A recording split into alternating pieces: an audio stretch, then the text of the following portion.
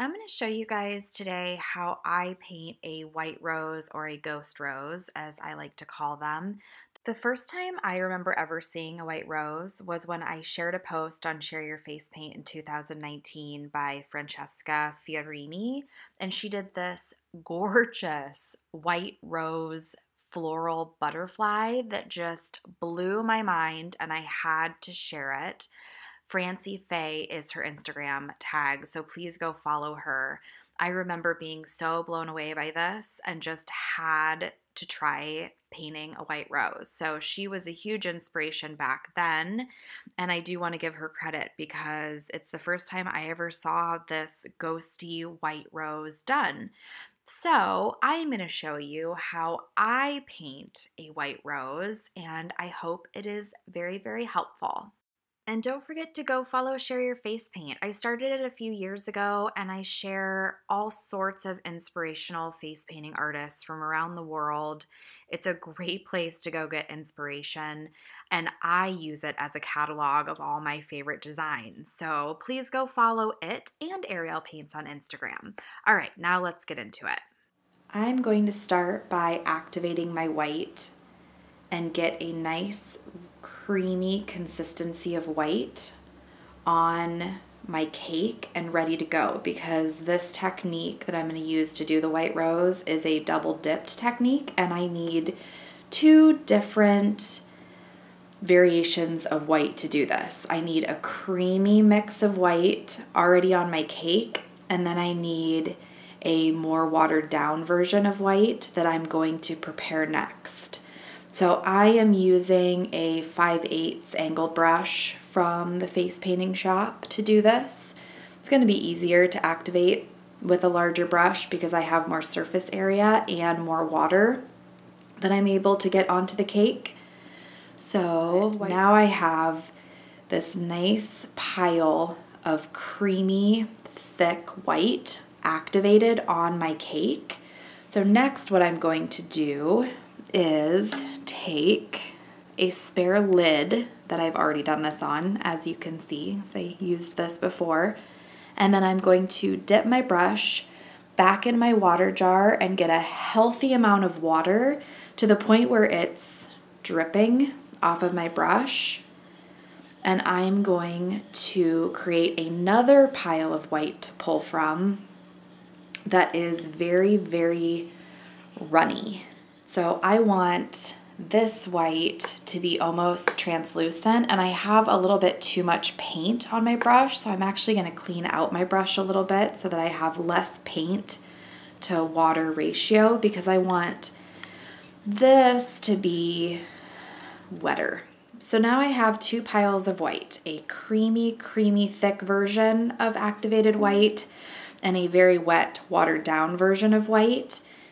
Okay, so I've got my super, super watered down white, and I'm actually gonna scrape most of this off of my brush as well, because you really don't want much on your brush at all. You want it to be mainly water with just like a haze of white paint. And then you want to go back into your activated, like gloopier, thicker white and really load up the toe of the brush, because that's where you want most of your paint to be. So you should have something that looks like this, where I've got the toe very, very saturated with thick, creamy white paint, but the rest of the brush, the heel, the belly, up to the ferrule is very, very watery and very, very loose white.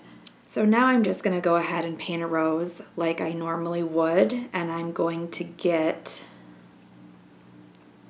the effect of having kind of that ghost middle, that soft light white, and a thicker edge because I've loaded my toe with white.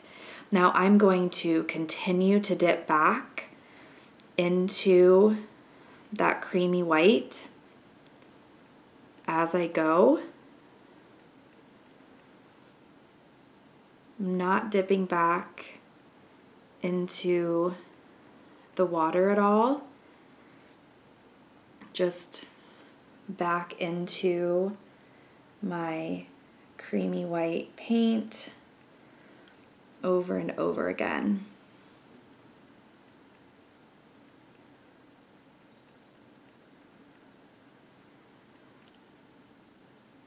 And I get that look.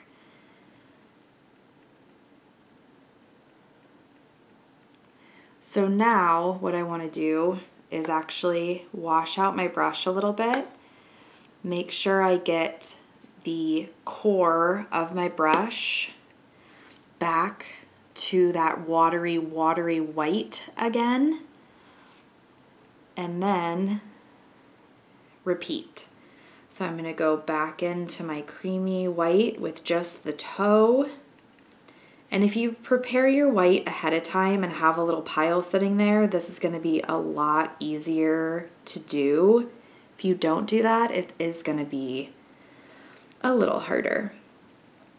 All right, so let's do a second layer.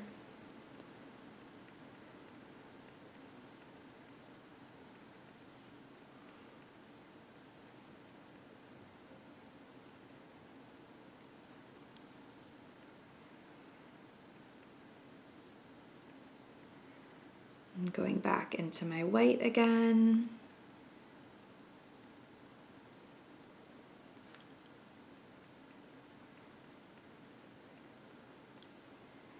And then for the center, I am going to do the same thing. Get some super creamy white.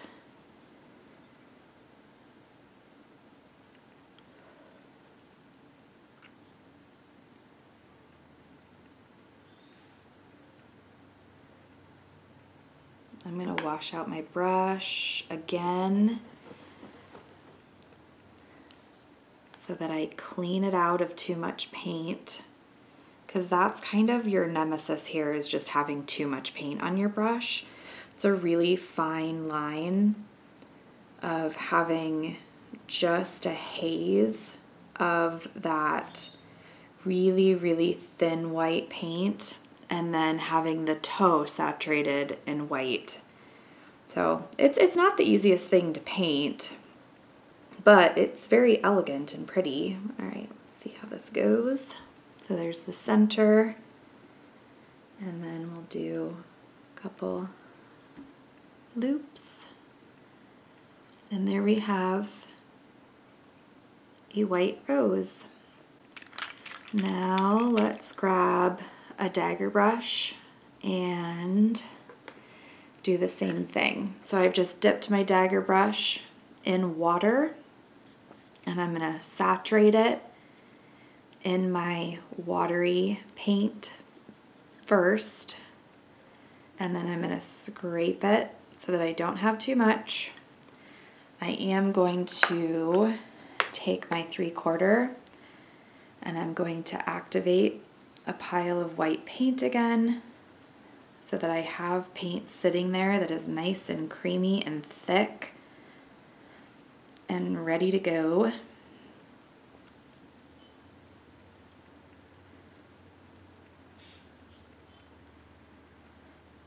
And I always like to just kind of pile it right up into the center.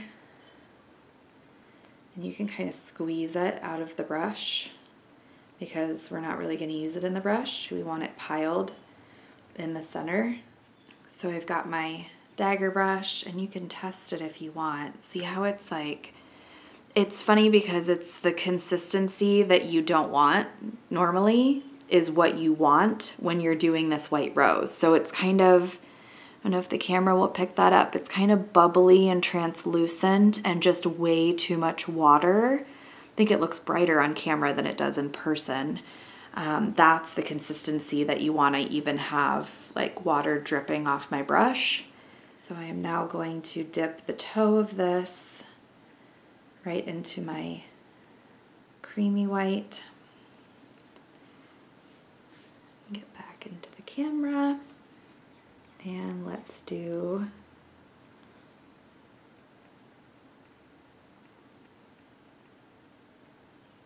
Some rosebuds.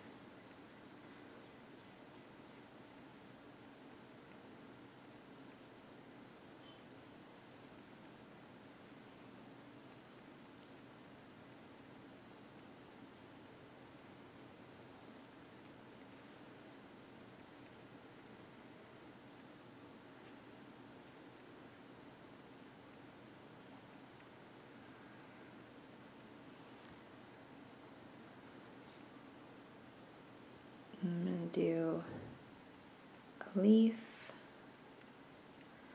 over here,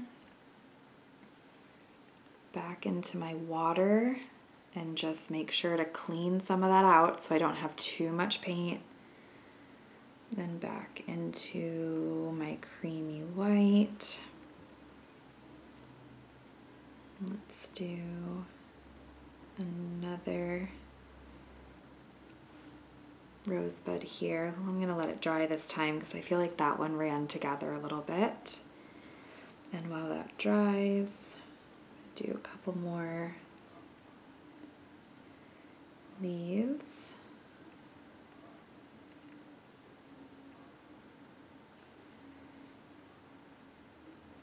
It is such a pretty technique. Be great for brides.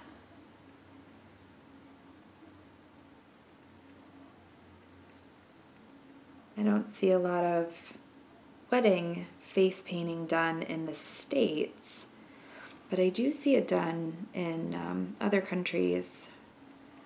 I wish it was a thing here. It's not really. Maybe I can make it a thing. All right, so now I'm going to try to finish this rosebud up.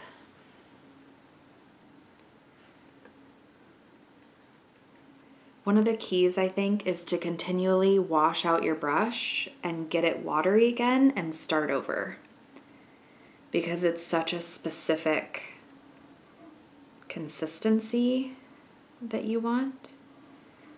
I'm doing this rosebud upside down and it's hard, but that looks all right.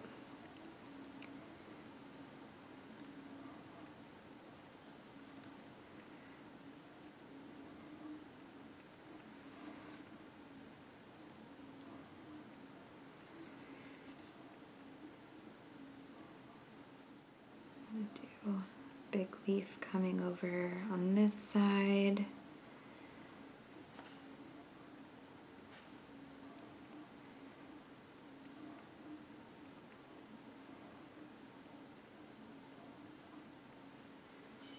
A lot of it's gonna be, it's interesting because the more translucent you want it to be, the more water you really need on your brush when you're starting out that leaf. So just play around with it, get different consistencies. And then if you want anything to be a little bit brighter, feel like it's more lined out, just, you know, give it a highlight like you would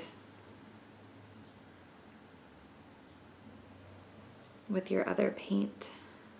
Anyways, that way you can etch something out if it feels like it's disappearing. I think if you practice this, it wouldn't be that hard to do on the job, but it probably wouldn't be the first technique that I go to. I don't know.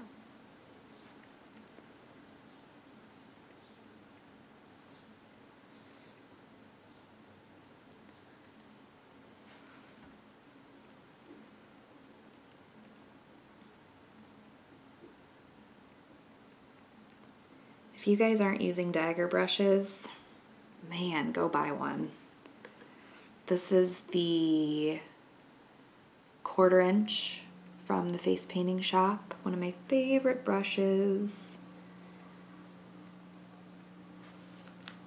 I know this is addicting. This is very pretty.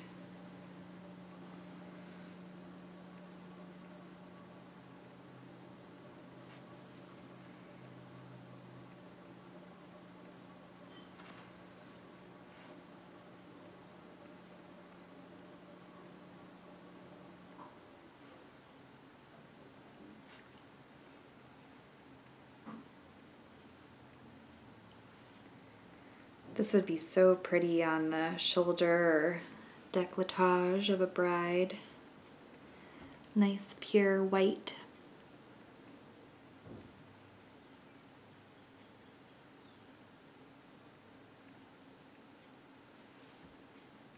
I hope this is helpful. I had so many people asking me how to do a white rose.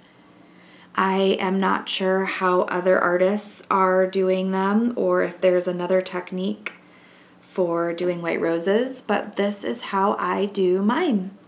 So I hope it was helpful. Thanks for watching, guys.